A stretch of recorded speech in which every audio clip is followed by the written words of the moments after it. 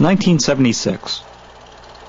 While my brother is still drifting around trying to figure things out, I'm starting to mess around with this Super 8 camera I bought. Cousin Matt comes over in one costume after another, and the films get longer and crazier. Aunt Grace is the family saint, but always up for a challenge. She teaches Sunday school, has the keys to the church, and is willing to let us in, as long as she has her say. Of course, confession is the sacrament of penance or reconciliation, which means forgiveness and love. Jesus loves us very, very much, more than we can understand, and that is no baloney. In my film school thesis, Cousin Matt plays a priest. Morning, Father. How are you? Based on Father Lorano, the new pastor at St. Mary's Italian that everyone is complaining about. It's my parish, isn't it? I mean, what do they want from me? At an Italian neighborhood reunion in 1983, I finally captured the real Lorano and his stunningly candid description of what a priest really is. I'm a worker. I'm a serviceman.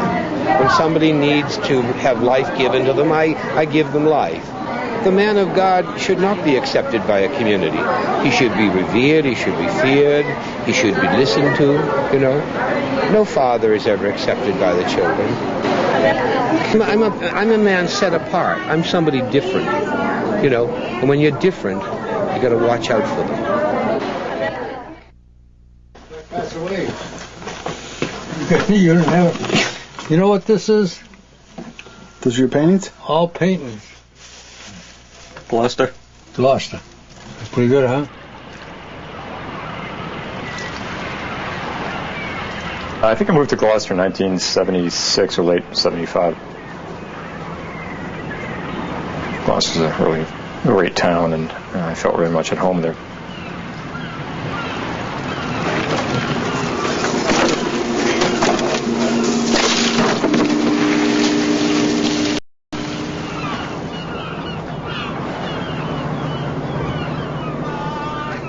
First time I saw Hartley, she was at the Blackburn Tavern.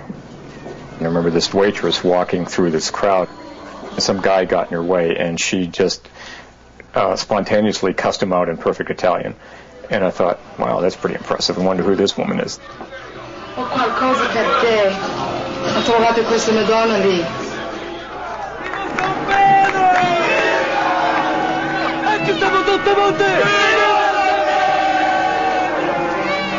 The St. Peter's Festival was going on in Gloucester. It's the blessing of the fishing fleet. It's basically about 4 days of wild partying all through the town. A lot of people got together and started partying and having a good old time at Hartley, and I just sort of hit it off there and just sort of went off and became a couple. We moved in together in the fall of '79. We decided to got married in '81.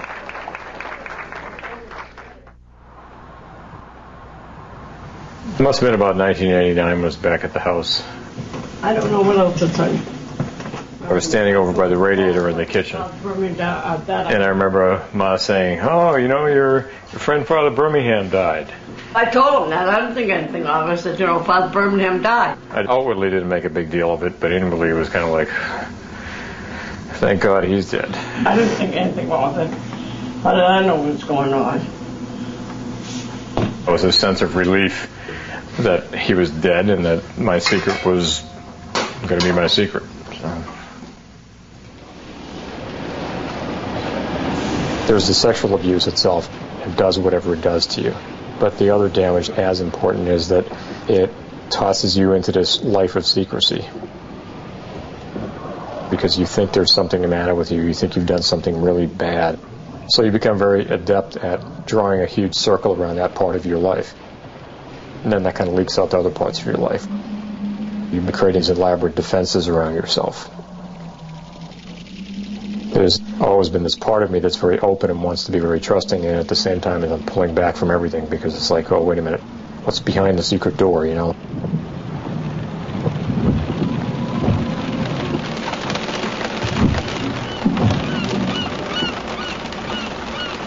I started realizing I wasn't that happy with my life situation. I started talking to Hartley about it, but I wasn't really prepared to figure out what's going on. She was shocked when I sort of was saying that there were all these problems, and My way of dealing with the problem was to say, okay, there's a problem, so I'm leaving. We split up in 1990. A lot of people were totally shocked. People thought we were just like this totally happy couple. I thought we were too, but I never really doubted it that much until probably about 3 or 4 months before we split up. There were parts of me that sort of shut down as a 14-year-old and didn't have a chance to, mature. When things got difficult in our marriage, I wasn't confronting a lot of the truth about what was going on. I'd get defensive. I would get scared. I would think that, of course, I can't maintain this marriage because there's something the matter with me. And I wasn't going to let her really question me to find out what was really going on. That's how I think this whole experience helped contribute to the demise of my marriage. But, it's a lot more complicated than that. We split up in May.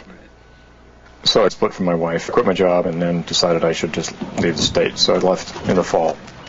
I was offered a temporary consulting job out in Southern California, and that sounded like a good place to go. I was horribly miserable at the time that I was doing this. But there was this sense of, okay, I'm going to get in my car and drive across the country in my Fiat.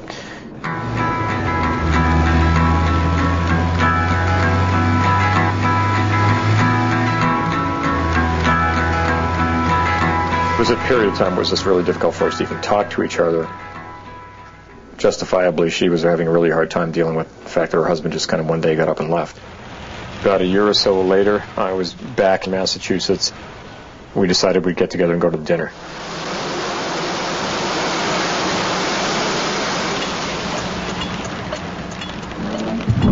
We were sitting in the car on Main Street in Gloucester. I remember it was foggy, it was kind of raining out. I remember the windows were all kind of fogged up in the car. And at one point she just said, "Yeah, I've got to ask you something."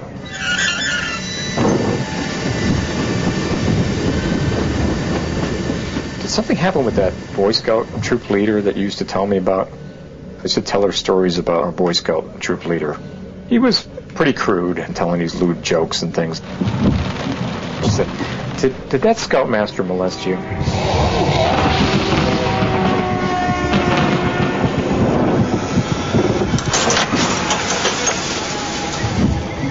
And I remember looking straight ahead and thinking for about 3 seconds, here's my chance. I could say no, and she's never going to ask me this again. But I heard myself saying, no, it wasn't him.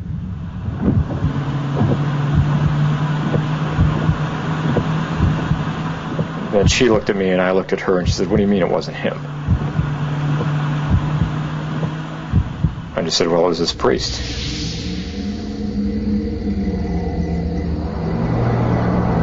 That was the first time I had told anybody, and that was in 1992, almost 30 years after it happened.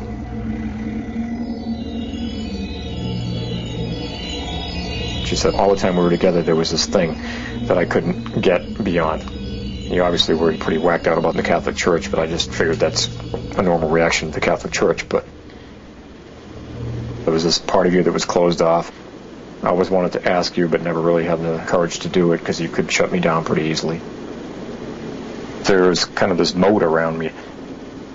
There's only so much intimacy you could have with a person. And I was, sort of unconsciously limiting that. What really surprised me is how understanding she was. She didn't start screaming and yelling at me. She understood, and she was sympathetic and said, "That's a horrible thing to have happened to you. Okay, I've just told this deep, dark secret to somebody. I feel actually better about it. Well, the heavens didn't open, the ground didn't open, there was no earthquake, my life didn't end. All those years when I lived in silence, I believed that I was the only one. And let me tell you, that was a very lonely feeling. It's just been this gradual process of being able to talk about it. The world doesn't think that you're a freak because this happened to you.